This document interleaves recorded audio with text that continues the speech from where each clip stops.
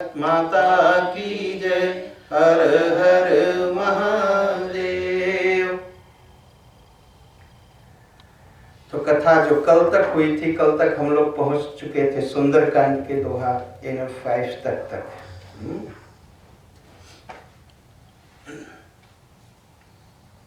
विभीषण भगवान की शरण में आते। विभीषण शरणागति की कथा बहुत लंबी है। एक बात मन में विचार भी है कि जितने चरित्र हैं श्री रामचरितमानस के, सब चरित्र को मैं सुनाऊं आप लोगों को, तो उसमें विभीषण जी का चरित्र भी आएगा।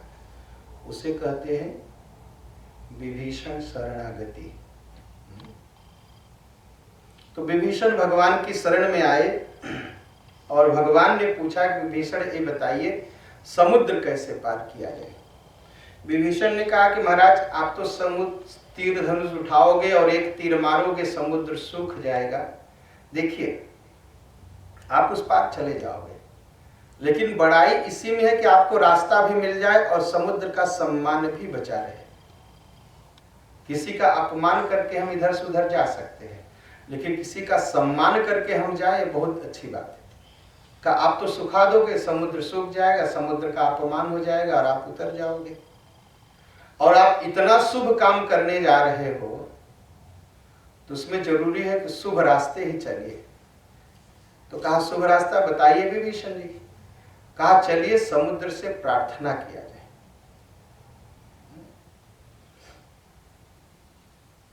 और भगवान जाकर के कुशा का आसन बिछा करके समुद्र के पास बैठ गए और प्रार्थना करने लगे। और जब भगवान समुद्र के किनारे बैठे, उसी समय रावण ने अपने सुख और सारण को भेजा, अपने जासूस, कि जाओ देखो आखिर तैयारी क्या हो रही है। और वो जाते हैं। प्रगट बखानहि राम सुभाओ, दोहा 5 तक के नीचे।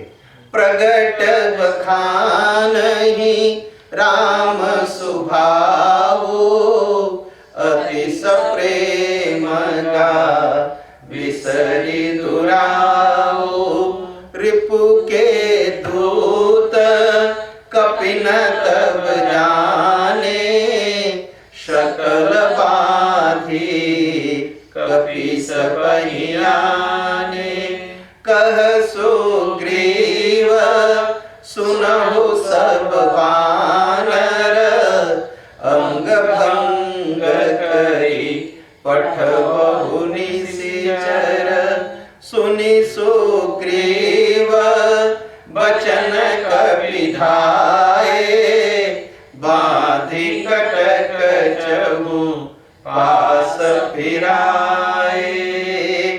तो सुख सारण जब आए तो करते क्या थे? भगवान राम की बड़ाई करते थे और बंदर के भेष में आए थे। और भगवान की बड़ाई करते करते करते करते उनका मन ही भक्ति में लग गया।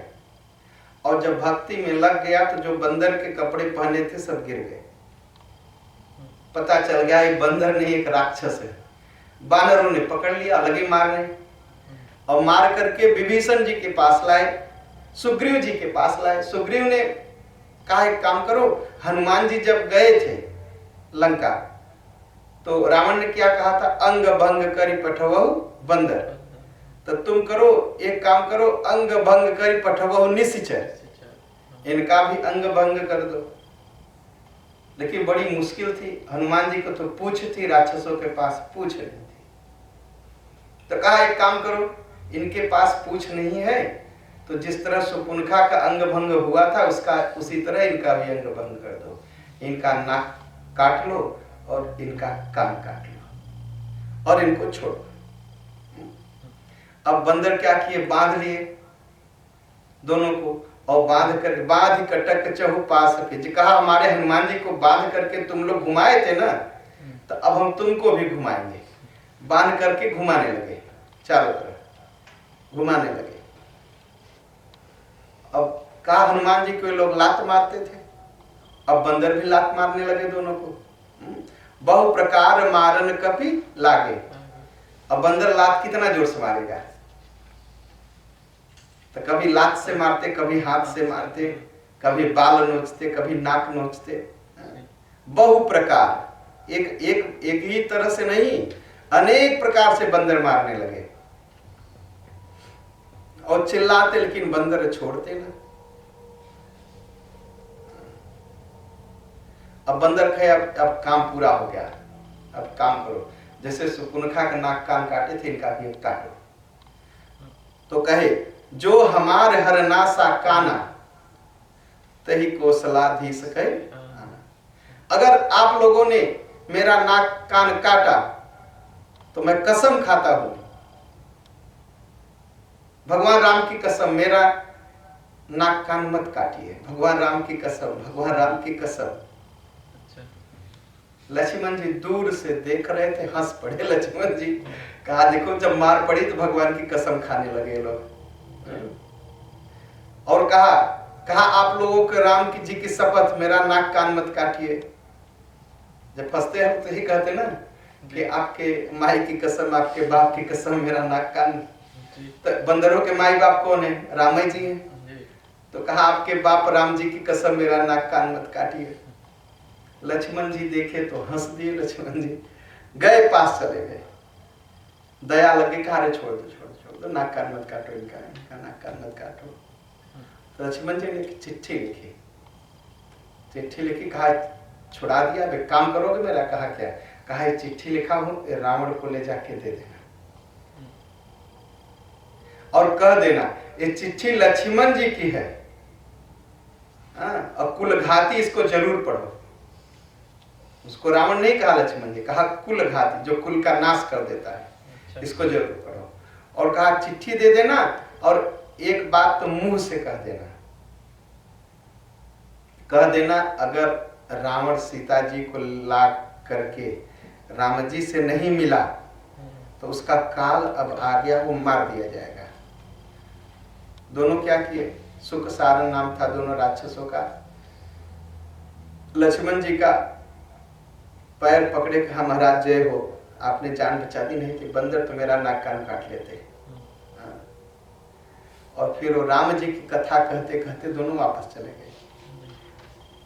अब पहुंचे रावण के पास, प्रणाम किया तो बिहसी दसानन पूछे बाता, कहसी न सुखया पनि कुशलाता, पुनि कहु खबर विभीषण केरी, जाहि मृत्यु आई अति नेरी।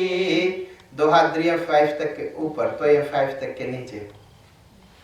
करत राज लंका सठ त्यागी, होई जव कर कीट भागी, पुनि कहूँ भालू कि सकट खाई, कठिन काल प्रेरित चरियाई, जिनके जीवन कर रखवारा, भयउ मृदुल चित सिंधु विचारा, कहु तपसी न के बात बहोरी, जिनके हृदय त्रासयति मोरी।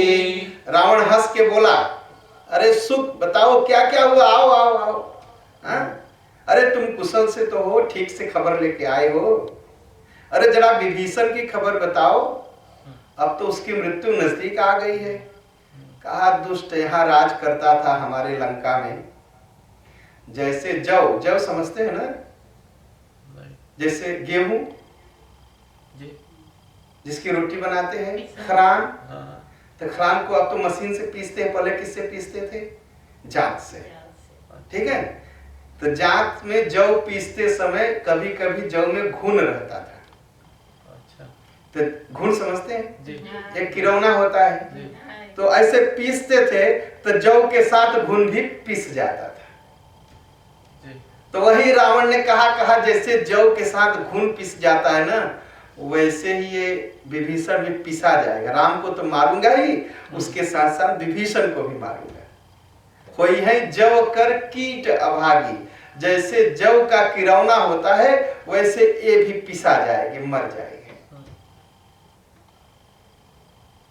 लेकिन जांच चलाए आप लोग? नहीं। हाँ, जांच होता है, एक नीचे पत्थर रहता है, एक ऊपर पत्थर रहता है, उसमें ऐसे हाथ का लगा रहता है, ऐसे घुमाते हैं और बीच में एक लोहे का डंडी लगी रहती है जिसमें दोनों पत्थर फंसे रहते हैं। जब ऐसे जांच चलता है तो क्या होता है, जौ और गेहूं जाके वो जो लोहे वाली डंडी है उसके बीच में फंस जाता है, वो नहीं पिसा जाता, वो बच जाता है। ठीक है? तो वैसे हम लोग हैं, माया के चक्कर में। माया के दो रूप है ना, एक ऊपर की माया, एक नीचे की माया। एक ऊपर की माया क्या है, स्वर्ग हम पा जाए, ठीक है, और नीचे की माया ये संसार हम पा जाए। लेकिन दोनों माया के बीच में हम लोग पड़ जाते हैं और पिसा जाते हैं और मर जाते हैं। लेकिन उसी में से कोई कोई जौ और गेहूं चालाक होता है, वो जाके लोहे की जो डंडी है उसमें जाके फंस जाता है। चलो कितना भी चलो नहीं पिसाएगा।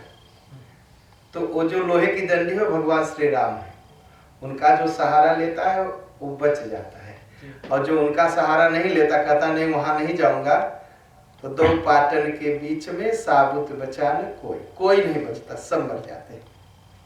ऊपर की माया और नीचे की माया।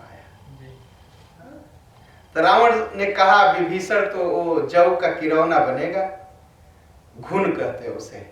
कहा ये भी पिसा जाएगा, राम को तो मारूंगा, विभीषण को भी मारूंगा। कहा अच्छा बताओ, वो जो भालू लोग हैं, वो बंदर, वो कैसे हैं? ये काल बस अपने इनकी मृत्यु ने लंका के पास ला दिया है बानर भालुओं का।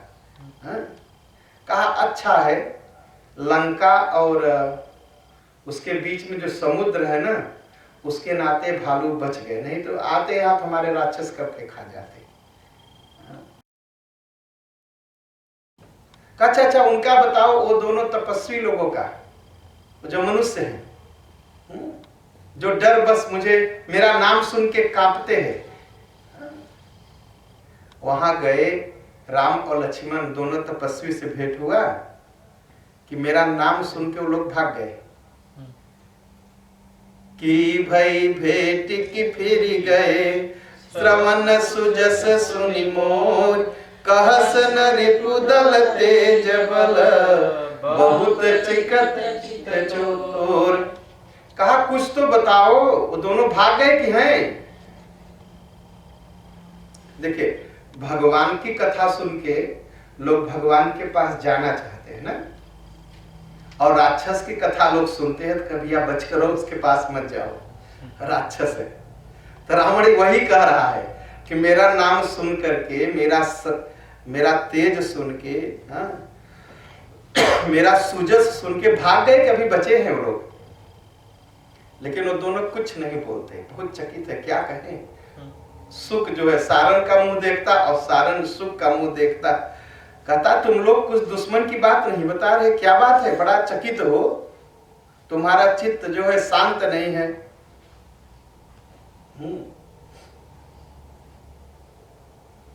कहा भगवान, दोनों ने कहा नाथ रावण, जैसे आप पूछ रहे हो वैसे मैं बताऊंगा, लेकिन क्रोध मत करिएगा।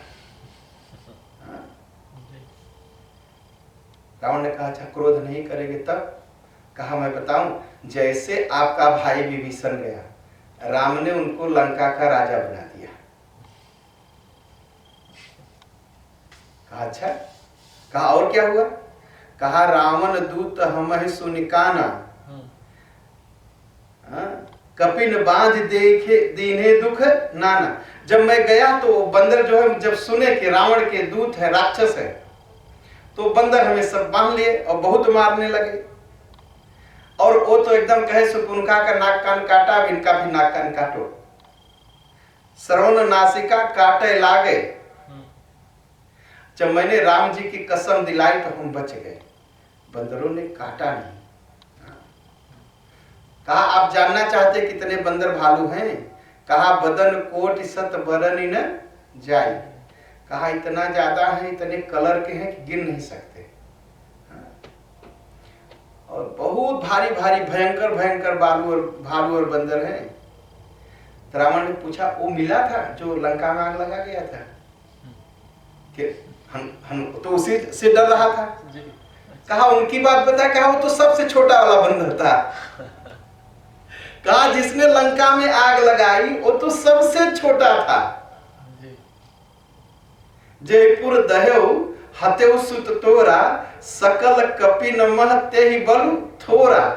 जो आपके बेटे को मारा, आपकी वाटिका उजाड़ी, लंका में आग लगाया, सबसे कमजोर वहां वही दिखाई पड़ता था, और जितने सबसे मजबूत है। कहे कितना नाम बताओ, हम नाम नहीं याद कर सकते। दिविद मयंद नील नल अंगद गद विकटास, दधिमुख के हरि निसट सठ, जामवंत बलरास। इतना नाम तो बड़े बड़े लोगों का गिना दिया।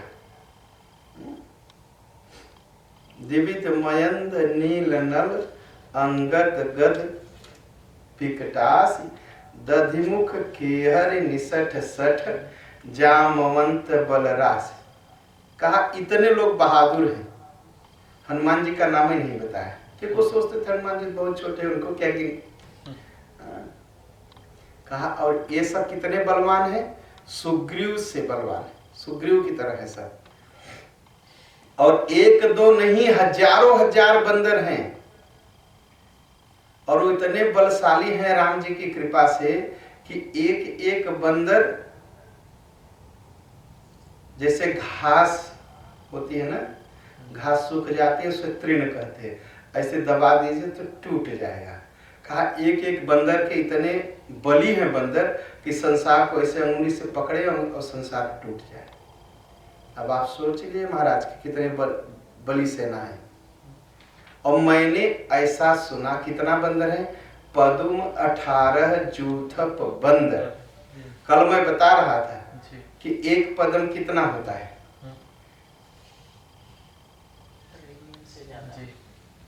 1,100,000 1 लाख होता है, और 10 बार 100,000 1 मिलियन होता है।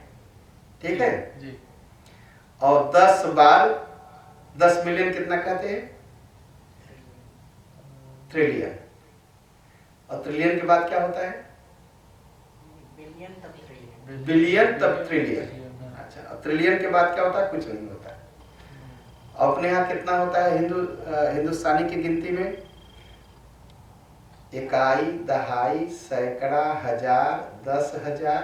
ठीक, 10,000 का 10 बार हुआ तो लाख, लाख का 10 बार हुआ तो करोड़, करोड़ का 10 बार हुआ तो 10 करोड़, 10 करोड़ का 10 बार हुआ तो अरब, अरब का 10 बार हुआ तो 10 अरब, 10 अरब का 10 बार हुआ तो खरब, और खरब का 10 बार हुआ तो 10 खरब, और 10 खरब का 10 बार हुआ तो महापद्म, और महापद्म का 10 बार हुआ तब पद्म। तो पदुम 18 जूथप बंदर। दुनिया में कोई गिनती नहीं है, इतना बंदर थे। और एक पद्म नहीं, 18 पद्म बंदर थे। अब सोचिए कितने बंदर, इतने जब बंदर थे तो खाते क्या रहे होंगे? भोजन कहां से आता होगा? ठीक है, अब तो बहुत मुश्किल की बात हो गई ना। बात ऐसी थी कि पहले लोग एक बार भोजन करते थे, ठीक है, और अब हम लोग कितनी बार भोजन करते हैं? कम से कम 2 बार तो करते हैं। अगर हम तपस्वी बन जाए और एक ही बार भोजन करें तो एक बार भोजन करें तो जोगी, ठीक है, 2 बार भोजन करें तो भोगी, और 3 बार भोजन करें तो रोगी। ये नियम है। जोगी एक बार भोजन करता है, भोगी 2 बार भोजन करता है, संसारी गृहस्थ, ठीक है, और तीसरी बार जो भोजन करे तो रोगी। तो बताइए अब हम रोगी हुए कि भोगी हुए कि जोगी हुए? 3 बार हम करते हैं महाराज, सवेरे दोपहर संध्या। सवेरे नाश्ता चाहिए ही चाहिए, ठीक है, दोपहर में भोजन चाहिए, और शाम को भाई पूरा उसे कहते हैं डिनर चाहिए, गरम गरम भोजन। तो एक जो आदमी 1 बार खाता था अब वो 3 बार खाने लगा, तो भोजन की कमी होगी कि नहीं होगी? जी एकदम होगी। तो पहले सभी लोग 1 बार भोजन करते थे तो भोजन बचता ही बचता था, पहले भूखमरी नहीं थी। और अब अन्न ज्यादा हो रहा है लेकिन हम भूखमरी से ग्रसित है सारी दुनिया। और आपको सुन के आश्चर्य होगा, दुनिया की जितनी आबादी है और केवल 20% के लोग 3 बार भोजन करने को मिलता है। 80% लोगों के पास 3 बार भोजन करने के लिए भोजन नहीं है। तक परसेंट 20% के पास सब कुछ है और 80% के पास कुछ नहीं है।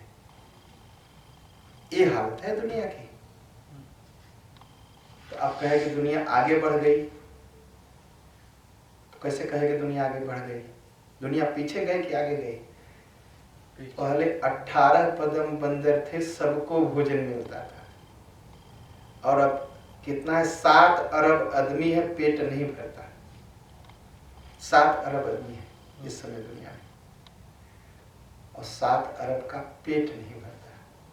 उसका बस कारण इतने हैं, कारण बस इतने हैं, मांसाहार और कुछ नहीं। एक आदमी कितना धान पैदा करता है खेत में? जितना आदमी खेत में धान पैदा करता है, क्या बरस भर में उतना खा लेगा? ठीक नहीं, तो बचेगा तो क्या करेगा? दूसरे को खिलाएगा, बेचेगा, बेचेगा तो दूसरे खाएंगे। लेकिन धान को सड़ा दिया जाता है, और सड़ा किस लिए दिया जाता है?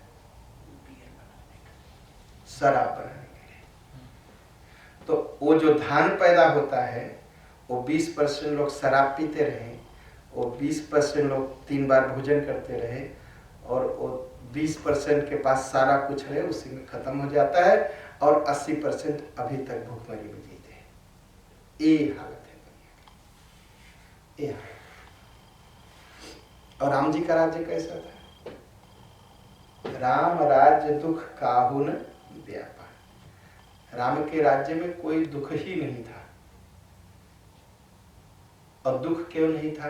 राम जी को राजा बनने से पहले हमारे भरत जी और अयोध्या के लोग एक नियम बना लिए थे कि जब तक राम जी नहीं आएंगे तब तक वो लोग पकाया हुआ भोजन नहीं करेंगे, कच्चा खाएंगे।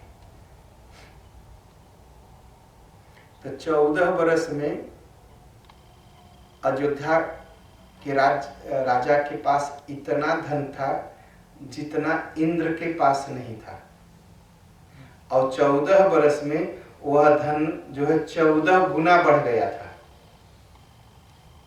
लोग फल फूल खाते थे।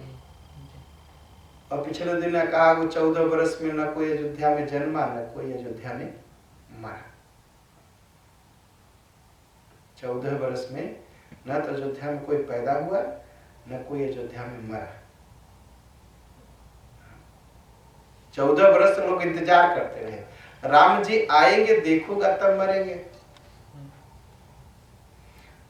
और राम जी तपस्वी का जीवन जी रहे थे, तो सभी पूरी अयोध्या तपस्वी का जीवन जीती थी, तो कोई बच्चा नहीं पैदा हुआ और कोई मरा भी नहीं। 14 वर्ष तक। अब तपस्या लोग छोड़ दिए, अब तपस्या छोड़ दिए तो भोजन की कमी हो गई। एक बाबा जी को मैंने देखा, मैं उनके आश्रम में गया। 20 बरस तक केवल दूध पी के रहे, कुछ नहीं पीते थे, केवल दूध। केवल दूध पी रहे, कुछ गाय का दूध 1 गिलास सवेरे और 1 गिलास शाम, खाते कुछ नहीं, खाते कुछ नहीं थे। तो इतने पदम 18 जूथप बंदर, इतने बंदर थे लेकिन सबको भोजन मिलता था।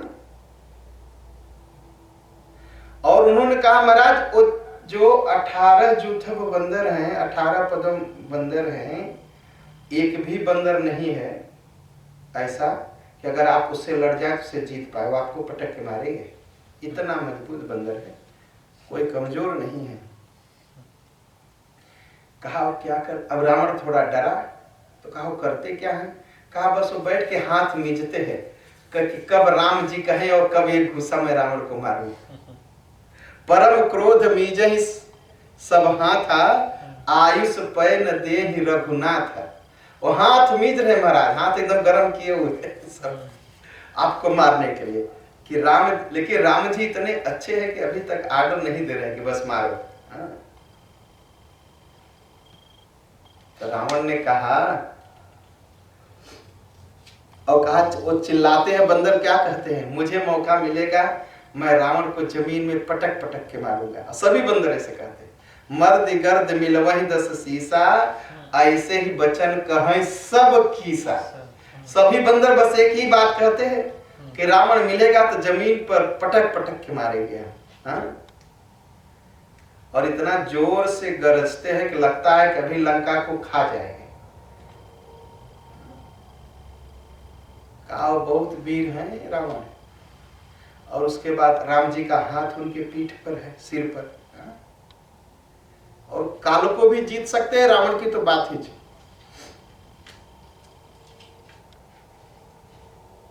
कहा करते क्या है, कहा कर क्या रहे ये बताओ। कहा वो लोग समुद्र के किनारे बैठ के समुद्र से प्रार्थना कर रहे कि मुझे रास्ता दे दो। तब रावण जोर से हंसा। कहा देखो देखो, बंदरों की साथ करेंगे ना तो ऐसी ही बुद्धि रहेगी। अब समुद्र के सामने बैठ के हाथ जोड़ के रास्ता मांग रहे हैं। कहा मैं समझ गया तुम झूठ मूठ के बड़ाई करते हो। कहा मैं जान गया कितनी बुद्धि है और कितना बल है। जिसका मंत्री ही विभीषण डरपोक हो, वो राजा कैसा होगा। विभीषण इतना डरपोक, मैंने 4 लाख मारा और भाग गया यहां से। सचिव सभीत 5 तक के नीचे सभी सचिव सभीत विभीषण जाके विजय विभूति कहाँ जगता के सुनि खल वचन दूतरिस बाढ़ी समय विचारी पत्रिका काढ़ी रामानुजदी नियत पाती नाथ बचाई जुड़ावहु छाती। जब उसने कहा कि मैं जान गया उनकी कितनी बुद्धि है और मुझसे कभी नहीं जीत सकते, जिसका मंत्री ही डरपोक विभीषण हो वो मुझसे क्या जीतेगा। तो सुख और सारंग को गुस्सा आ गया। वो कहे महाराज ये चिट्ठी लीजिए, पढ़ लीजिए, दिल को ठंडक मिल जाएगी, लीजिए, जुड़ाव छाती, दिल को ठंडक मिल जाएगी, पढ़ लो। रावण ने क्या किया, चिट्ठी किस हाथ से लेते हैं, कोई भी चिट्ठी आए तो दाहिने हाथ से लेते हैं। रावण का चलाओ, बाएं हाथ से चिट्ठी लिया और उसमें लिखा था, लक्ष्मण जी ने लिखा था कि दुष्ट रावण, ये बड़ी बड़ी बात मत कर, अपने कुल का नाश मत कर। राम जी से विरोध करके विष्णु भी नहीं बच सकते, शिव भी नहीं बच सकते और ब्रह्मा भी नहीं बच सकते। अपना घमंड छोड़, अपने भाई की तरह आ और राम जी का पैर पकड़ ले तो बच जाएगा, नहीं तो जैसे आगी में पतंगा जलता है वैसे तू भी जल के मर जाएगा।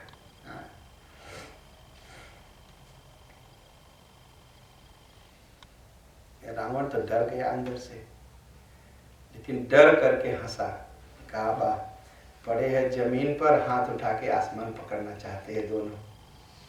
भूमि परा कर गहत आकाशा, लघु तापस कर बाग बिलासा। मिली चौपाई ना जी, सेशन 5 तक के नीचे। सुनत सबय मन मुख मुस्काई, कहत दसानन सब ही सुनाए। भूमि पराकर गहत आकाशा, लघु तापस कर बाग बिलासा। कह सुखनाथ सत्य समवानी, क्षम जहु छाड़ी प्रकृति अभिमानी। रावण ने कहा वाह, ये दोनों जमीन पर गिरे हैं और हिम्मत तो देखो, हाथ उठा के आकाश पकड़ना चाहता है। राम और लक्ष्मण जी को कहा बाग बिलासा, बिना मतलब बड़ी बड़ी बात कह रहे हैं। सुख फिर बोल पड़ा है कि महाराज जरा घमंड छोड़ दीजिए तो बात समझ में आएगी, और क्रोध को छोड़ दीजिए, मेरी बात मानिए। नाथ राम सन तजहु विरोधा, राम जी से विरोध छोड़ दीजिए। राम जी का स्वभाव कैसा है? अति कोमल रघुबीर स्वभाव, जद्यपि अखिल लोक कर राव। मिलत कृपा तुम पर प्रभु करही, उरय पराधन एक धरही। जनक सुता रघुनाथ दीजे, इतना कहा मोर प्रभु की जय। जब ते ही कहा देन भय देही, चरण प्रहार किन सठ देही। तो सुख और सारंग ने कहा कि भगवान का स्वभाव तो बहुत कोमल है, और तुम जाओगे, तुमसे मिलते ही भगवान तुम्हारे ऊपर कृपा करेंगे, कोई अपराध याद नहीं करेंगे। ठीक है, एक काम करिए, सीता जी को दे करके भगवान को प्रणाम कर लीजिए। और जैसे ही कहा सीता जी को दे करके भगवान को प्रणाम करो, रावण ने लात उठाई और फिर से दोनों को मारा लात से। अच्छा, एक कहानी कही, आपको पता है कि राम जी ने किसी को लात मारा है? किसी को लात नहीं मारा ना। भगवान के पास लात है ही नहीं तो मारेंगे कैसे? भगवान के पास लात नहीं है, राक्षसों के पास लात होता है, और भगवान के पास चरण होते हैं, और उस चरण से किसी को मारते नहीं। उस चरण को छूने से सबका दुख दूर होता है। चरण ही उसे कहते हैं जिसके छूने से दुख दूर हो, और लात उसे कहते हैं जो सही बात न सुन सके और लात चला दे। रावण क्या करता है? हर बात में लात उठा के बस कभी विभीषण को मारता है, कभी सुख सारंग को मारता है, कभी मंदोदरी को मारता है। तो इसलिए भगवान के लात ही नहीं है तो या लात मारेंगे कैसे? उनके पास तो लात नहीं है। पापी के पास लात होता है और भगवान के पास चरण होते हैं, इसलिए चरण छूते हैं, उनके चरण छूते हैं। और कहीं भी भगवान के चरण को लात नहीं कहा गया, क्योंकि उन्होंने कभी किसी को लात मारी ही नहीं।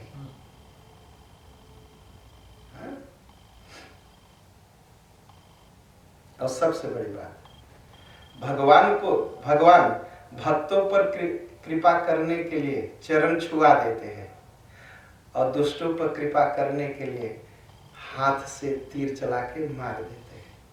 और दुष्ट लोग क्या करते हैं? साधुओं का अपमान करने के लिए लात चलाते हैं, और अपने परिवार को बचाने के लिए हाथ से दौड़ते हैं। ये फर्क है। दोनों मार खाया, दोनों गए भगवान के पास, भगवान को प्रणाम किया, कहा भगवान मैं पिछले जन्म में मैं भी साधु था, लेकिन एक पाप हो गया था, इसके श्राप बस मैं राक्षस हो गया। अगस्त मुनि ने श्राप दिया और राक्षस हो गया। और ये कहा था उन्होंने कि राम जी की खबर रावण को बताओगे, और रावण जब तुम्हें मार देगा तो राम जी का दर्शन करोगे, तब राक्षसी वृत्ति से मुक्ति मिल जाएगी। दोनों मुक्त हो गए। बंदी राम पद 12 अमुनि निज आश्रम कहु पगु धारा। दोनों चले गए, दोहा 7.5 तक के ऊपर दोनों चले गए अपने आश्रम। और भगवान यहाँ बैठे 3 दिन से हाथ जोड़ के। तब विनय न मानत जलधि जड़ गए 3 दिन बीत, बोले राम सकोप तब भय बिनु होई न प्रीत। राम जी ने 3 दिन बीत गया, नहीं माना। भगवान ने कहा है दुष्ट मानता नहीं है। लक्ष्मण कहाँ भैया? कहा तीर धनुष लाओ। जो दुष्ट होता है वो डर बस किसी को प्रेम करता है, ठीक है, और जो संत होता है स्वभाव बस सबको प्रेम करता है। कहा यह दुष्ट है, जब तक इसको नहीं डराओगे तब तक ये प्रेम नहीं दिखाएगा। लाओ तीर धनुष। लक्ष्मण जी तीर धनुष लेके आए। कहा बस अब मैं तीर धनुष से इसको सुखा दूंगा पूरे समुद्र को। कहा 60 सन विनय कुटिल सन प्रीति, सहज कृपन सन सुंदर नीति, ममता रत सन ज्ञान कहानी, अति लोभी सन विरति बखानी, क्रोधी समकामी हरि कथा, ऊसर बीज भय फल जथा। भगवान ने कहा कि 60 सन विनय, दुष्ट के साथ दुष्ट की प्रार्थना करना, अब कुटिल से प्रेम करना, कृपण से नीति की बात करना, कंजूस से, जो मोह माया में फंसा है उससे ज्ञान की बात कहना, लोभी से कहना कि वैराग्य ग्रहण करो, सब छोड़ो, क्रोधी से कहना कि शांत हो जाओ, और कामी से भगवान की कथा कहना। कहा यह सब उसी तरह है जैसे ऊसर में बिया फेंकना। ऊसर जानते हैं? ऊसर वो जमीन होती है, उसमें कुछ कितना भी उसको जोतिए, कितना भी खाद पानी दीजिए, बिया डालिए, कुछ जामेगा नहीं। उसे कहते ऊसर, जिसमें कुछ न हो, वो ऐसे ही जमीन पड़ी रहती है, घास भी नहीं जमती। तो कहा कितने भी हो, तो वो कितना भी ज्ञान सिखाओ, कितना भी वेद पढ़ाओ, कितना भी, लेकिन ये सुनते नहीं। ये ऊसर है, जैसे ऊसर में फेंकने से बिया नहीं जमता, वैसे इनको, ऐसे लोगों को कितना भी ज्ञान सिखाओ ये समझते ही नहीं, समझते ही नहीं। अब भगवान ने धनुष चढ़ा लिया, आग बढ़ने लगी, अब समुद्र व्याकुल हो गया। जितने मछली थे, मगर थे, जीव थे, सब व्याकुल हो गए। जब जीव जलने लगे तब वो समुद्र जो है तमाम सोना चांदी भर के बर्तन में और ब्राह्मण का रूप धारण करके भगवान के पास आया। काकभूषुंडी जी कहते हैं गरुड़ जी, चाहे कितना भी उपाय कर लो, केला का पेड़ अगर एक बार फल ले लेता है तो फिर से फल लेता है? नहीं, उसे काटना पड़ता है। काटे ही पे कदरी फले, काटने के बाद ही केले में फल लगता है। वैसे दुष्ट को मारने के बाद ही सुधरता है, वैसे नहीं सुधरता। और डांटने पर नीच जो है बात मानता, नहीं तो नहीं मानता। आया और समुद्र आया, भगवान का पैर पकड़ लिया, कहा महाराज मुझे क्षमा करिए, कहा गगन समीर अनल जल धरनी, इनकह नाथ सहज जड़ करनी। जो 5 एलिमेंट है जड़ कहा गया इनको। कहा मैं भी उसी में एक हूँ, जल हूँ, मैं भी जड़ हूँ। जड़ का मतलब 2 चीज है, समझता नहीं कुछ, मूर्ख। कहा वैसे मैं भी जड़ हूँ, मैं मूर्ख हूँ। लेकिन क्या करूं, आपकी माया घेरे रहती महाराज। नहीं कहा कि मेरी गलती है, कहा आपकी माया की गलती है, माया में फंसा रहता हूं। भगवान ने कहा कहां से सुना? कहा सभी ग्रंथों में तो लिखा है कि आपकी माया ही बहका देती है, उसी में बहक गया था। कहा बहुत अच्छा किया भगवान, आपने मुझे शिक्षा दे दी और मेरी इज्जत को रखा। अब मैं भी कह सकता हूं कि मेरे किनारे भगवान 3 दिन बिताए। कहा जानते हैं शिक्षा देनी चाहिए किसको किसको? ढोल गंवार शूद्र पशु नारी, ये सब ताड़न के अधिकारी। जो रामायण नहीं पढ़ते कभी ना, वो कहते हैं ताड़ना मतलब मारना, लेकिन ताड़ना का अर्थ होता है पढ़ाना। तो औरत को क्यों पढ़ाना चाहिए, लड़कियों को क्यों पढ़ाना चाहिए?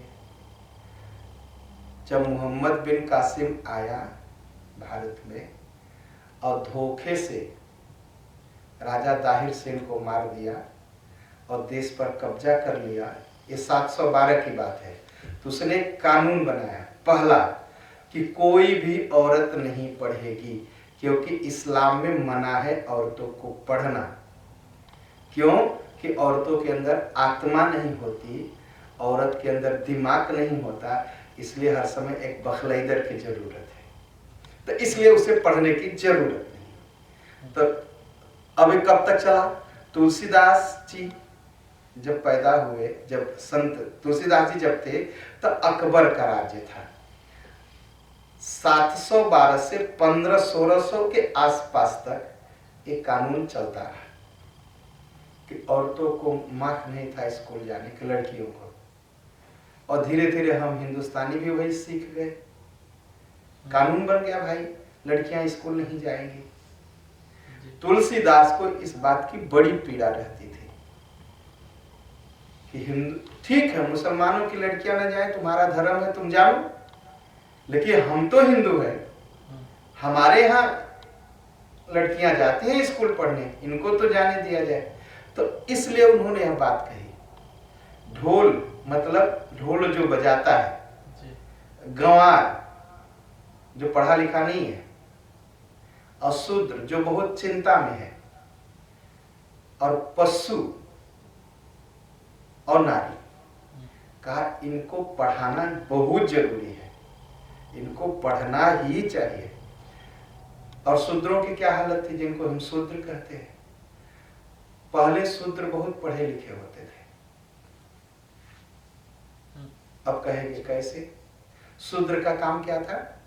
सेवा करना, ठीक है। तो सेवा का काम क्या है? शरीर को काटना, शरीर को जोड़ना, ठीक है। बीमार हो तो दवा देना, ऑपरेशन करना, ठीक। ये काम छोटा है कि बड़ा है? ये तो डॉक्टर का काम है ना, तो बहुत बड़ा काम है। तो जितने जिनको हम शूद्र कहते हैं, वो डॉक्टर और इंजीनियर होते थे। सड़क बनाना, पुल बनाना, ये सब इंजीनियर हुआ करते थे। तो जब मुस्लिम काल आया, कहा जो डॉक्टर हैं, इंजीनियर हैं, अब इनसे ये काम नहीं कराएंगे, इनसे सड़क साफ कराएंगे और अपनी गंदगी उठवाएंगे। कहा क्यों? कहा या तो ये मुसलमान बने या तो गंदगी उठाए। उन लोगों ने क्या किया? गंदगी उठाना स्वीकार किया, लेकिन मुसलमान नहीं बने। इसलिए तुलसीदास ने कहा कि शूद्रों को पढ़ना एकदम जरूरी है, और कानून बनाया कि जो डॉक्टर है, इंजीनियर है, इनके बच्चे नहीं पढ़ने पाएंगे, केवल गंदगी उठाएंगे। मुस्लिम सेना का वहां से ये बात आई। तब तुलसीदास ने कहा नहीं, स्त्रियों का पढ़ना जरूरी है, शूद्रों का पढ़ना जरूरी है, जो गंवार है, जो पढ़े लिखे हैं, उनका पढ़ना जरूरी है, और जो ढोल या मजीरा या हारमोनियम कुछ बजाता है उसको ठीक से पढ़ना। अब मजीरा की हालत क्या थी, म्यूजिक की हालत क्या थी? म्यूजिक बजाना हराम था, गाना हराम था, ढोल बजाना हराम था, अच्छा। कीर्तन करना हराम था, सब बंद कर दिया गया था। औरंगजेब एक राजा था, बादशाह, अत्याचारी। एक बार गाने बजाने वाले जब भूखों मरने लगे तो उस सब ढोल हारमोनिया का एक मुर्दा बनाए और जुलूस लेके राजा के घर के सामने जुलूस निकाले। तो बाहर आया, कहा ठीक, बहुत अच्छा किया, ये ढोल हारमोनिया जमीन के इतना नीचे गाड़ दो कि कभी ऊपर ना आए, ये हराम है इस्लाम में। तो इसलिए हमारे तुलसीदास जी को कहना पड़ा कि जितने बाजा बजाने वाले हैं, जिनको शूद्र कहा जाता है, जो औरतें हैं जिनको पढ़ने नहीं दिया जाता, सबको पढ़ने का अधिकार है, सकल ताड़ना के अधिकारी। तो उसने कहा भगवान मैं भी तो शूद्र हूँ, मुझे भी पढ़ने का अधिकार छीन लिया गया है। अब मुझे जो है, आपने अच्छा किया, मुझे शिक्षा दी कि जब कोई रास्ता मांगे तो उसे रास्ता देना चाहिए। रास्ता रोकने का किसी को अधिकार है? नहीं, किसी को नहीं। कोई भी व्यक्ति कानून से किसी का रास्ता नहीं रोक सकता। कहा भगवान मैंने आपका रास्ता रोका, गलती किया, अब मुझे आपने सिखाया कि रास्ता देना चाहिए तो मैं रास्ता दे रहा हूं।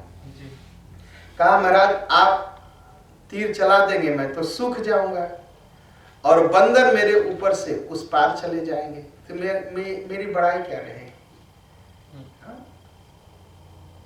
लेकिन फिर भी भगवान जो आप चाहे वो करिए, आप तीर चला दो मैं सूख जाऊं। भगवान ने कहा अच्छा छोड़ो, ये बताओ कि मेरी सेना उस पार जाएगी कैसे? उपाय बता दो, मैं तीर नहीं चलाऊंगा।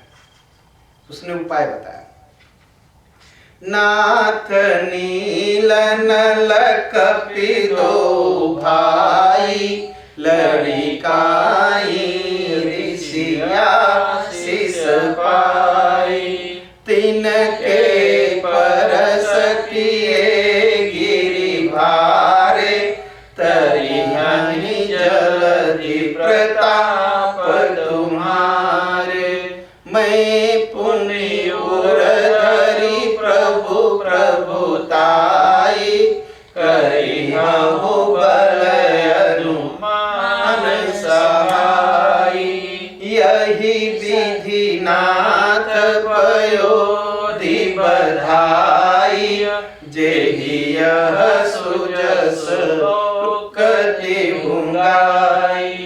अब समुद्र बोला महाराज कि आपकी सेना में एक नल और एक नील है, दोनों भाई हैं, और ऋषि से आशीर्वाद लिया। आशीर्वाद मतलब ऋषियों ने इनको पढ़ाया है कैसे पुल बनाते हैं। कहा ये छू देते हैं और पत्थर तैरने लगता है, और पत्थर भगवान आपके प्रताप से तैर जाएंगे, मैं भी अपने सिर पर रख लूंगा। इस तरह पुल बन जाएगा और आप उस पार उतर जाएंगे, सेतु बंद होगा और यह कीर्ति सारी दुनिया गाएगी। किसी ने ऐसा किया आज तक अपनी पत्नी के लिए कि समुद्र को ही बांध दिया हो?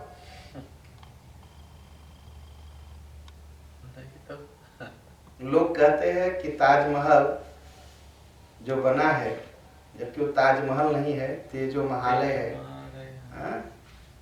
शाहजहां ने ताज बीबी के याद में बनवाया ताजमहल, केवल उसी को याद करते हैं, जबकि ये झूठी कहानी है। मुमताज बेगम उसकी 10वीं औरत थी शाहजहां की, वो कहीं मरी और थी, दफनाई कहीं और गई थी। वहां एक मंदिर था जिसको उसने कब्जा करके अपना बना लिया था शाहजहां ने। ये सारी कहानी आप इंटरनेट पर पढ़ सकते हैं और फोटो के साथ देख सकते हैं कि ताजमहल में कलश रखा गया है, अभी तक है ऊपर, एकदम फोटो पर आप देख सकते हैं। ऊपर ऐसे वहां कलश रखा है। कलश कौन रखता है? हिंदू लोग रखते हैं ना अपने मंदिर के ऊपर। लेकिन उसकी चर्चा सब करते हैं, हमारे राम जी की चर्चा कोई नहीं करता कि अपनी बीवी के लिए पूरा समुद्र बांध दिया अपनी पत्नी के लिए। कोई नहीं करता। कोई करता है? कोई नहीं। कोई नहीं। समुद्र बांध दिया। कहा समुद्र बांधेंगे सारा संसार यह कथा कहेगा। कहा यह जो यही सर ममवो तर तटवासी हतहु नाथ कर नरय घरासी। भगवान ने पूछा जो तीर में धनुष पर रखा हो अब कहां फेंकू, कहां चलाऊं? कहा महाराज ये भारत के उत्तर की तरफ बहुत बड़े बड़े दुष्ट हैं, ये बहुत सताते हैं, आप उधर चला दो। भगवान ने चला दिया, उधर सब जल गया। भगवान ने कहा जितना जला हुआ है सब वहां औषधि पैदा होगी, दवा पैदा होगी, इसलिए हिमालय के ऊपर सब दवाएं पैदा होती है ना। भगवान ने आशीर्वाद दिया।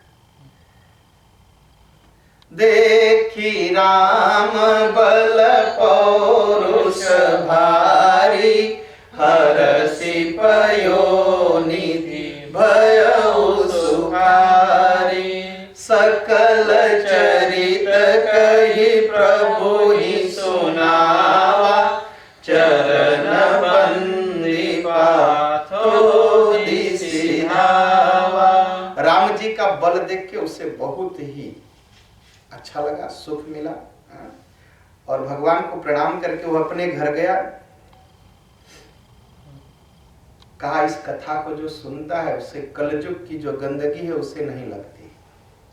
कलयुग की गंदगी क्या है? काम, क्रोध, मद, मोह, अहंकार, मत्सर, यही कलयुग का रोग है और यही कलयुग की गंदगी है।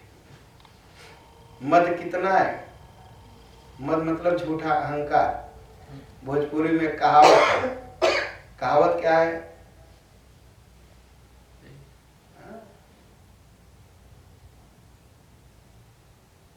अभी मैं आज सवेरे कह रहा था, घर में भूजी भांग है माई गए बुझावे। अच्छा।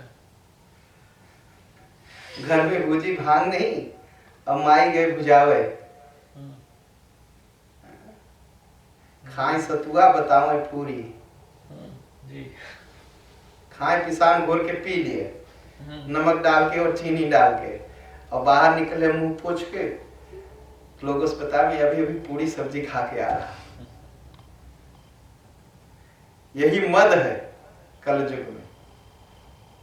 कलयुग में किसी से पूछ लीजिए कैसे कैसे हालचाल है, अरे एकदम ठीक, एकदम। उसके बाद चाहे जो कहेंगे लेकिन पहले कह देंगे कि एकदम ठीक है। और कोई किसी से कम नहीं है, सब एक से एक बढ़ के है। मद, अहंकार, मोह। मोह किसे कहते हैं? मोह उसे कहते हैं जब अपने बच्चों की गलती या अपनी गलती हम खुद न देख पाए, उसे मोह कहते हैं। वही गलती दूसरे का बच्चा करेगा तो हम कहेंगे नहीं बदमाश है, और हमारा बच्चा करेगा नहीं नहीं गलती हो जाती है, अभी अभी छोटा है, उसे मोह कहते हैं। मोह नहीं कि आप पैसा जुटाते हैं, धन पैसा जुटाना कोई पाप का काम नहीं है। पैसा जुटा के रखना एक पाप का काम नहीं है। जितना पैसा आप जुटा सकते हैं जुटाइए, ईमानदारी से कमा के जुटाइए। कि 4 पुरुषार्थ है ना, धर्म, अर्थ, काम और मोक्ष। पैसा खूब जुटा के रखना चाहिए, लेकिन जुटा करके न खाइए और न खाने दीजिए, तब पाप है। न दान करिए, न खुद खाइए, न खुद खिलाइए, किसी को खिलाइए, बस जुटाते जा रहे। हमारे यहाँ एक पंडित जी थे, हमारे पड़ोसी, वो घर के अंदर गड्ढा बनाए थे और जितना आरती का पैसा और सब मिलता था किसी को नहीं, तो गड्ढा में रखते थे। बीमार हुए, दवा नहीं कराए, पैसा खर्चा हो जाएगा मेरा, शरीर भी छोड़ दिए। वो शरीर छोड़े, मैं उनकी लाश लेके गंगा जी गया जलाने, वापस आया, उनके भाई के बच्चे सब खोद के निकाल लिए और महाराजा की तरह रहते हैं। धन है, खाइए और खिलाइए और धन जुटाइए, गलत खर्च मत करिए। तो हम मोह नहीं है, मोह है खुद की गलती न देखना, अपने परिवार की गलती न देखना, लेकिन दूसरे की गलती जरूर देखना, इसे मोह। यह कलयुग की गंदगी। कहा जो रामचरितमानस के इस भाग को पढ़ेगा उसे कलयुग की गंदगी नहीं लगेगी। सकल सुमंगलदायक रघुनायक गुणगान, सादर सुनहित तरहि भव सिंधु बिना जलयान। कहा यह सुंदरकांड का जो पाठ करेगा सकल सुमंगलदायक, सबका मंगल करेगा, सब तरह का मंगल करेगा, और जो इसका पाठ करेगा वो संसार सागर से पार हो जाएगा। इसमें पूरा हनुमान जी की कथा है। आज सुंदरकांड पूरा हो गया। बोलिए पवन सुत हनुमान की जय। अब लंका का, हाँ? अब समुद्र बनने लगा।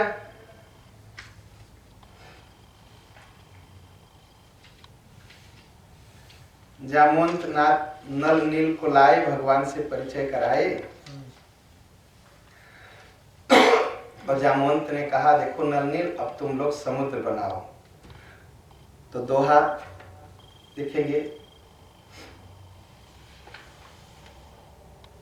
जामवंत बोले दो भाई, नल नील ही सब कथा सुनाई। राम प्रताप सुमिरी मन माई, करहु से तो प्रयास कछु नाहि। बोली एक निकर बहोरी, सकल सुनहु बिनती कछु मोरी। राम चरण पंकज उर धरहु, कौतुक एक कवि करहु। धावहु मरकट बिकट बरूता, आनहु बिटप गिरि न कै जूथा। सुन कपि भालु चले करि होहा, जय रघुबीर प्रताप समूहा। कितने बंदर थे? पदुम 18 जूठप बंदर। इतने बंदर एक साथ गए और जगह जगह से पहाड़ लाए, पेड़ लाए और नल नील को दिया। नल नील ने बस ऐसे समुद्र में रखा और पुल तुरंत बन गया। ये नहीं कि बरस भर प्लान बनता रहा, बजट के कितना पैसा लगेगा, कितना ईंटा लगेगा, कुछ नहीं।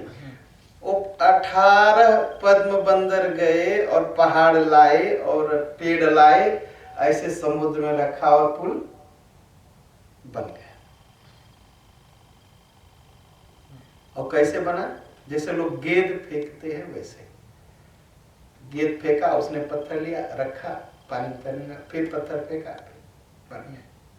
भगवान ने देखा बड़ा सुंदर पुल बना। कहा सुंदर तो बहुत है।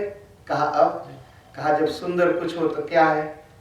शंकर भगवान की स्थापना करते हैं। करिहो यहाँ शंभु, दोहा के नीचे, करिहो यहाँ शंभु थापना, मोरे हृदय परम कल्पना। अब मैं यहाँ शंकर भगवान की स्थापना करूँगा। अब सभी साधु संत बुलाए गए, भगवान ने पूजा की। भगवान ने क्या कहा? कहा अगर कोई ये सोचता है कि मेरा भगत है तो शंकर भगवान से दुश्मनी करेगा, तो कहा ऐसा भगत मुझे नहीं चाहिए, दूर रहो। अगर कोई ये सोचता है कि शंकर भगवान को छोड़ करके मेरी भक्ति ले लेगा, वो भी भूल जाए। बिना ऐसे नारकी का तो मैं मुंह तक नहीं देखता जो शंकर भगवान की निंदा करता है। और और कुछ लोग सोचते हैं ना कि नहीं नहीं नहीं नहीं, मेरे भगवान बड़े हैं, शंकर भगवान की पूजा वूजा करनी नहीं है, मुझे भक्ति मिल जाएगी। अहंकार बस कहते हैं। बिना शंकर भगवान की पूजा किए किसी को किसी भी देवता की भक्ति नहीं मिलेगी, चाहे राम हो, चाहे कृष्ण हो, चाहे दुर्गा हो, चाहे लक्ष्मी हो। जब तक शंकर भगवान की पूजा नहीं करेंगे तब तक भक्ति नहीं मिलेगी। और आप जी ने तो खुले आम कहा जो शंकर भगवान को प्रिय हो, और मुझसे दुश्मनी करता हो, और जो मुझे प्रेम करता हो और शंकर भगवान से दुश्मनी करता हो, कहा कई कल्प तक नरक में रहता है। स्वर्ग की तो बात छोड़ दीजिए, मुक्ति की बात छोड़ दीजिए, नरक में रहेगा जो शंकर भगवान से दुश्मनी करता है और सोचता है कि मैं बहुत पूजा। ठीक, मंदिर जब बनता है तो मंदिर का नाम रखते हैं ना जी। आजकल तो बड़ा अजीब है।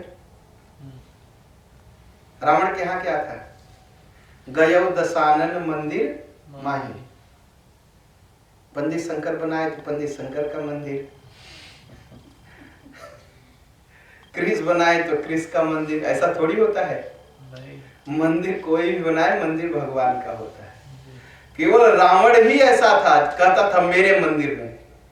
इसलिए जब तुलसीदास जी को लिखना हुआ तो क्या कहे? गयो दशानन मंदिर माही, रावण के मंदिर गए।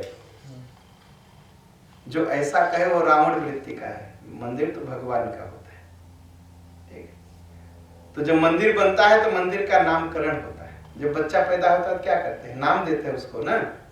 यहाँ क्या नियम है? 3 दिन में नाम नहीं दिए, चौथे दिन जुर्माना लग जाता है। और मंदिर का नियम है, मंदिर मूर्ति की स्थापना हुई तुरंत मंदिर का नाम पड़ेगा। तो जितने पंडित आए थे सबने पूछा कि बताइए मंदिर का नाम क्या रहेगा शंकर भगवान का यहाँ पर? कहा रामेश्वरम। राम जी ने कहा रामेश्वरम। कहा राम जी के जो ईश्वर है वो रामेश्वर जी। तब तक शंकर भगवान बगल में थे, वो भी बोल दिए। कहा नहीं नहीं नहीं नहीं महाराज गलत बता रहे, मेरा महत्व बढ़ा रहे।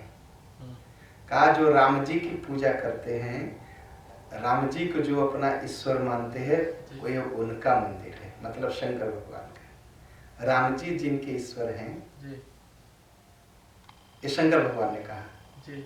और राम जी ने कहा नहीं, राम जी के जो ईश्वर हैं वो रामेश्वर। दोनों लोग बोल पड़े। कहा नहीं। अच्छा, मतलब समझ में आया नहीं पूरी तरह? हाँ, तो बोलिए। राम जी ने कहा ये राम जी के ईश्वर है, इसलिए इनका नाम रामेश्वर। शंकर भगवान ने कहा ये जो यहाँ बैठे हैं उनके ईश्वर राम जी हैं, वो राम जी की पूजा करते हैं, इसलिए रामेश्वर। राम जी ने कहा मैं इनकी पूजा करता हूं इसलिए रामेश्वर जी। लेकिन वो शिवलिंग जो वहां बैठा था वो बोल पड़ा, कहा ऐसे नहीं है, मैं राम जी की पूजा करता हूं इसलिए मेरा नाम रामेश्वर। अच्छा, अब समझ, अब हो गया साफ साफ ना जी। तो इसलिए रामेश्वर। तो रामेश्वर जाने से क्या फल है? रामेश्वर जाइए तो गंगा जी जल लेके जाइए जी। और क्या करना चाहिए? शिवलिंग पर चढ़ाना चाहिए। राम जी ने कहा जे रामेश्वर दर्शन करियै, ते तनु तजी मम लोक सिधरियै। कहा जो रामेश्वर जी का दर्शन करेंगे 2 हाथों के नीचे, वो अपना जब शरीर छोड़ेंगे तो मेरे लोक को आएंगे। ठीक है? तो गंगा जलयानी चढ़ाई है, सो सायुज मुक्ति नर पाई। कहा जो लाके गंगा जी चढ़ाएंगे उनको सायुज्य मुक्ति मिलेगी। सायुज्य मुक्ति क्या है? भगवान से जुड़ जाएंगे, भगवान में समा जाएंगे। अब कभी जाइएगा आप लोग रामेश्वर, तब गंगा जल लेके जाइएगा, चढ़ाइएगा उनको। हाँ, अब होई काम जो छलत जिसे, भगति मोरते शंकर दे। बिना किसी इच्छा के यहाँ पूजा करेगा, भगवान शंकर उसको मेरी भक्ति दे देंगे। ठीक, जो रामेश्वर जी का दर्शन करेगा और कहेगा कि भगवान मुझे राम जी की भक्ति दे दो, तो शंकर भगवान राम जी की भक्ति उस मनुष्य को दे देंगे। मम कृत जो दर्शन, मम कृत से तू जो दर्शन करई, सो बिनु श्रम भव सागर तरई। कहा जो आकर के राम सेतु का दर्शन करेगा वो इस संसार सागर से पार हो जाएगा। अभी तक राम सेतु है ना जी, अभी तक है।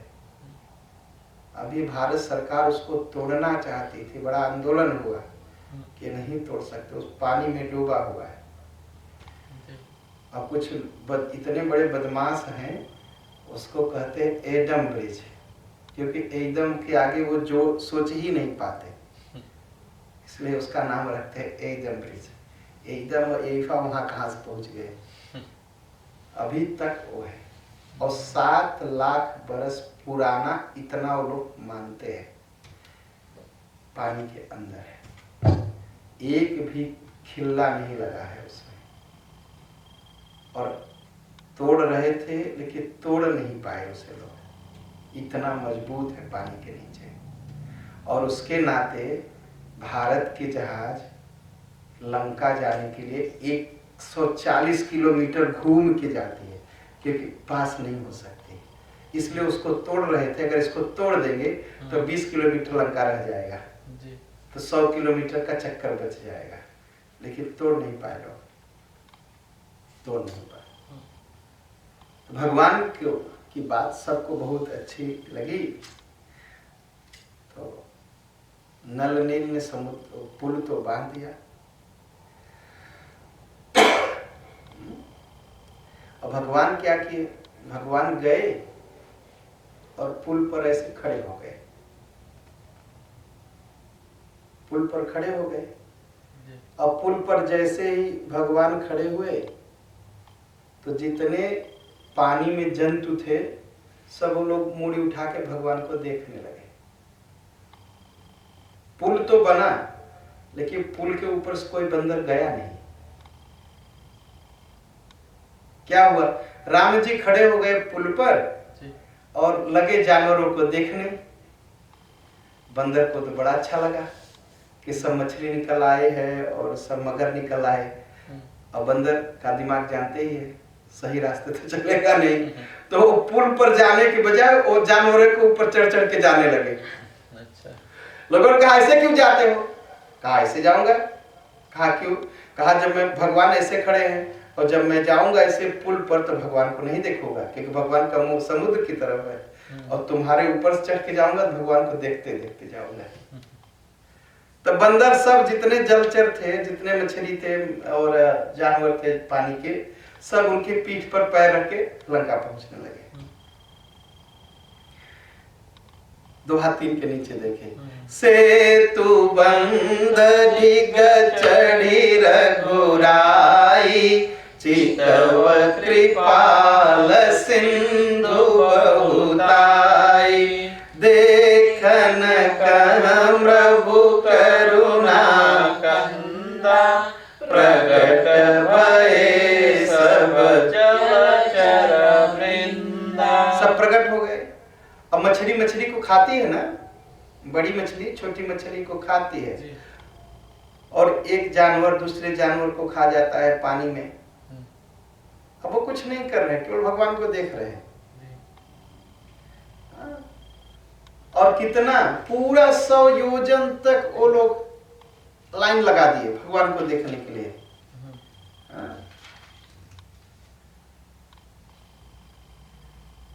और सब मछलियों पर, मगरमच्छ के ऊपर चढ़ के, सेतु बंद भई भीरयति, कभी कपिनप पंथ उड़ाई, अपर जल चरण ऊपर चढ़ी चढ़ी पार ही जाए। अब क्या हुआ, जो बंदर उड़ सकते थे उड़ के चले गए, जो बंदर नहीं उड़ना चाहते तो वो मछलियों पर पैर रख के डांटने लगे। अस कौतुक बिलो की दो भाई, बिहसी चले कृपाल रघुराई। भगवान जब एक ने पूछा कि भैया आप मेरे ऊपर चढ़ के क्यों जाते हैं, पुल पर से क्यों नहीं जाते? उस बंदर ने कहा कि तुम तो भगवान को देख रहे हो, मैं भी तो भगवान को देख लूं, इसलिए तुम्हारे पीठ पर से जा रहा हूं। अब भगवान ने जब सुना तो हंस दिए, कहा देखो इन लोगों की चालाकी, और सब पहुंच गए। सिंधु पार प्रभु डेरा कीना, सकल कपिन कहूँ आयसु दीना। खाहु जाई फल मूल सुहाए, सुनत भालु कपि जनत भाई। अब उस पार आ गए, भगवान ने डेरा डाल दिया, सब बंदर आ गए, भालू आ गए। भगवान ने कहा एक काम करो, ये लंका है, यहाँ फल फूल कोई खाता नहीं, तो जानवर मार के खाते हैं, फल वैसे पेड़ में पड़ा है, एक काम करो जाओ खाओ तुम लोग खूब। सब बंदर भालू गए और फल फूल खाने लगे। जब कोई राक्षस मिलता तो उसको बुला लेते, तो क्या करते, नाक और कान काट लेते पहले। अच्छा। तिनकर नासा कान निपाता, और जितनी बार नाक कान काट के भेजते और कहते जाओ जाओ रावण को सब बात बता दो। एक बार लक्ष्मण जी ही नहीं थे जो तुम्हारे उसकी बहन का नाक कान काटे थे, अब हम लोग भी आए हैं, अब नाक कान काटेंगे। अब यही खबर, अब जितने राक्षस मिले सबका नाक कान कट गया, सब पहुंच गए रावण के पास। और रावण ने जब सुना तो घबरा गया, बाप रे बाप, पहले तो एक लक्ष्मण ही था जो नाक कान काटता था, ये तो पूरा बंदर आए सबका नाक कान काट रहे। और घबरा गया, करे कैसे आ गए, कहा पुल बना लिया उन्होंने। जिनको कहता था कि जमीन पर गिरे हैं और हाथ से आकाश पकड़ रहे हैं, वो लोग उसी हाथ से पुल बना लिए समुद्र पर और आ गए। वो घबरा गया, वो उठ के खड़ा हो गया और तुरंत घर गया। और जैसे घर गया मंदोदरी आई, मंदोदरी ने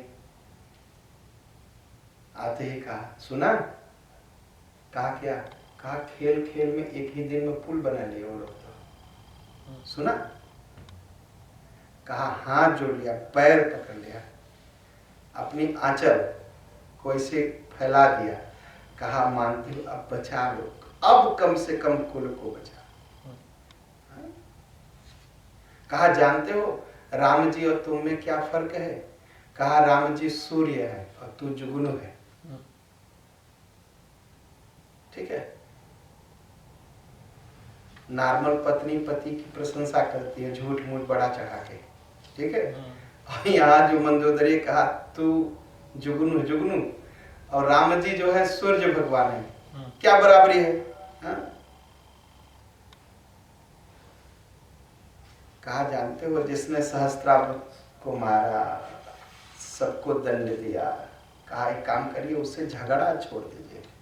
राम ही सौंपी जानकी नाय कमल पदमात, सुत कहूँ राज समर्प बन जाई भजिय रघुनाथ। कहा एक काम करिए सीता जी को राम जी के पास पहुंचा दो और भगवान को प्रणाम कर लो, और राज्य जो है अब मेघनाथ को दे दो, और चलो हम दोनों चलते हैं जंगल में, अब तपस्या करेंगे, अब राम राम जपेंगे। कहा यह नियम भी है कि राजा लोग जब चौथापन आता है तो जंगल चले जाते हैं, तपस्या करते हैं।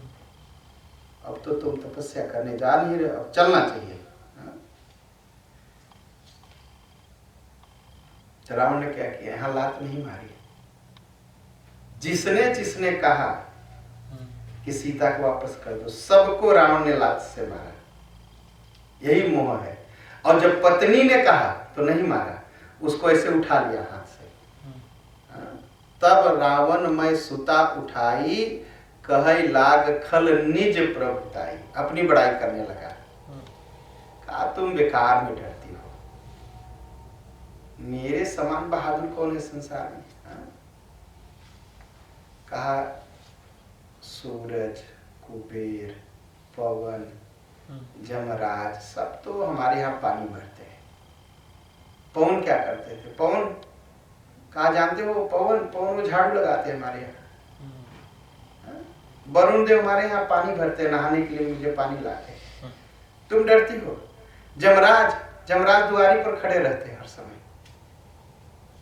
रावण का इतना वो था, अग्निदेव भोजन पकाते थे उसके यहाँ, नौकर रखा था अग्निदेव को। कहा सबको मैं जीत लिया, ये 2 तपस्वी जंगली आदमी आ गए, चट्टे बंदर लेके। मंदोदरी समझ गया काल आ गया, इसीलिए बड़ा बड़ा बात कर रहा है। कहा जानते हो,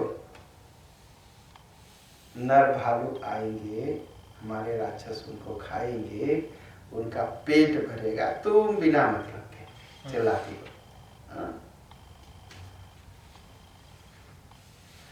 तो मंदोदरी बोल पड़ी, हाँ, जो तुम्हारे सेना के लोग हैं मैं जानती हूँ, एक ही बंदर तो आया था, पकड़ के खा क्यों नहीं गए? तब किसी को भूख नहीं लगी थी? कोई भूखा नहीं था। क्षुधा न रही तुम ही तब काहू, जारत नगर कस न धरि खाहू। वो जब आग लगा रहा था इस घर से कूद के उस घर पर, तब भूख नहीं थी किसी राक्षस को। एक बार पकड़ के उसको खा लेता, बात खत्म हो जाती। कहा तुम अपने मंत्रियों की जो बात सुनते हो इसी से नाश होगा। अरे तुम सोचो, जिसने समुद्र को बांध लिया और यहां तक आ गया, वो तो सब कुछ कर सकता है। नारी पाई फिर जाई जो तो न बढ़ाई रारी, नाहित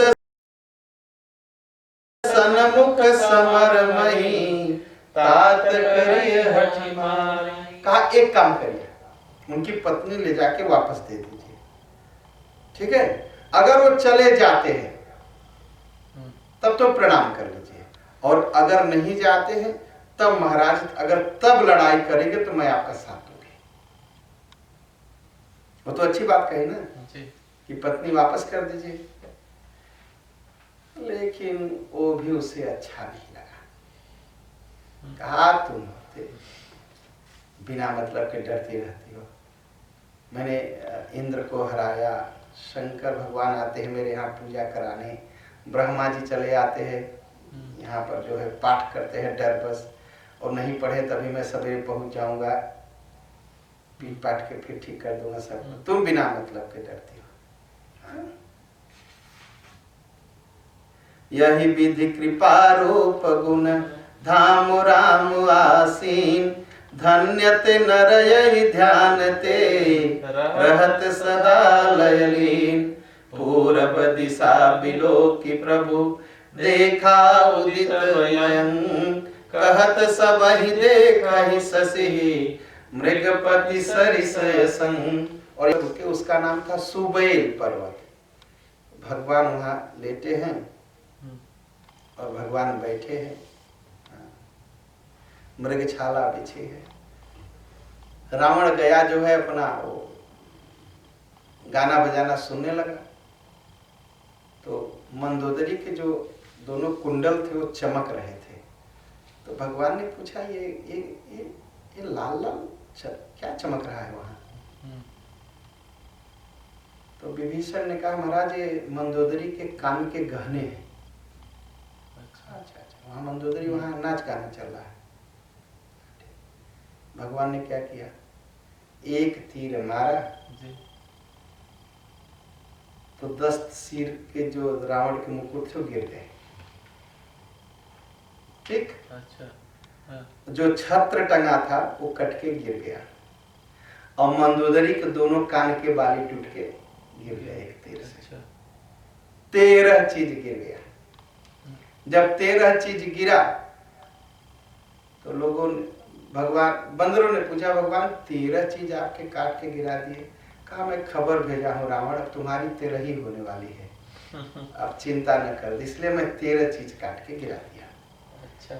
अब मंदोदरी घबराती है, सभा भंग हो जाती है और सब अपने अपने महल में जाते हैं। तो भगवान ने 13 ही का संदेश रावण को भेज दिया। इसके आगे की कथा हम आपको कल सुनाएंगे, ठीक है।